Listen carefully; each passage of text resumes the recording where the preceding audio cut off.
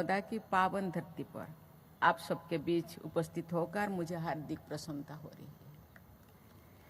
मैं देश विदेश में सक्रिय सभी योग साधकों को अंतर्राष्ट्रीय योग दिवस के अवसर पर हार्दिक शुभकामनाएं देती हूँ।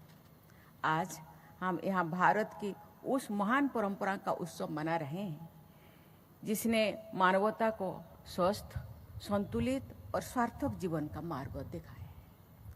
योग विश्व समुदाय को हमारी सांस्कृतिक धरोहर का अमूल्य उपहार है।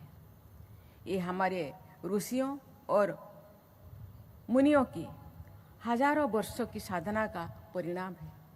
हमारे शास्त्रों में शरीर, मन और आत्मा के संतुलन को जीवन की सफलता का आधार माना गया है। योग उसी संतुलन को स्थापित करने के मार्ग है।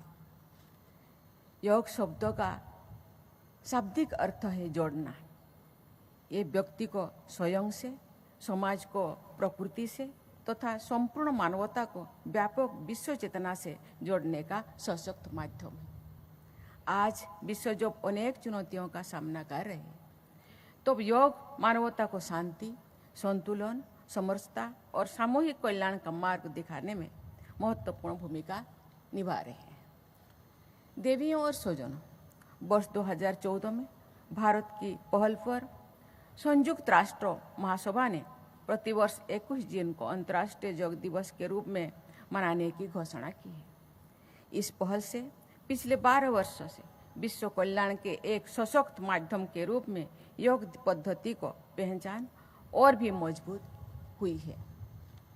आज विश्व के अनेक देशों में करोड़ों लोग योग को अपने दैनिक जीवन का हिस्सा बना रहे हैं। इसी महीने अहमदाबाद में आयोजित प्रथम वर्ल्ड योगासन स्पोर्ट्स चैंपियनशिप इसका एक अच्छा उदाहरण है। इस आयोजन पर कई देशों के प्रतिभागियों ने हिस्सा लिए थे। हम कभी कभी विदेशों में जाते हैं और योगा के बारे में पूछते हैं, क्योंकि योग अभ्यास विदेशों में भी किया जाता है और ये भारत का ही एक प्रेरणा के ये उदाहरण है।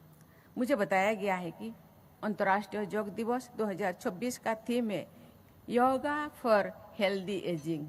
ये थीम समाज के वरिष्ठ सदस्यों के स्वस्थ, सक्रिय, आत्मनिर्भर एवं गरिमापूर्ण जीवन के लिए योग की उपयोगिता को रेखांकित करती है। आज हम जो जीवन शैली अपनाते हैं वही हमारे आने वाले समय के स्वास्थ्य एवं सुख का आधार बनती है। योग बढ़ती आयु से भी व्यक्ति के सक्रिय और आत्मनिर्भर बने रहने की सहायक होते हैं। मैं बहुत साल हो गया योग अवसर करती हूँ।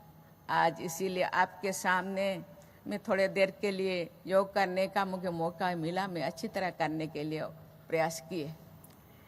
साथ ही मानसिक शांति और भावनात्मक संतुलन भी प्रदान करता है। देवियों और स्वजनों, जीवन शैली से जुड़े बीमारियां हमारे सामने एक बड़ी चुनौती है।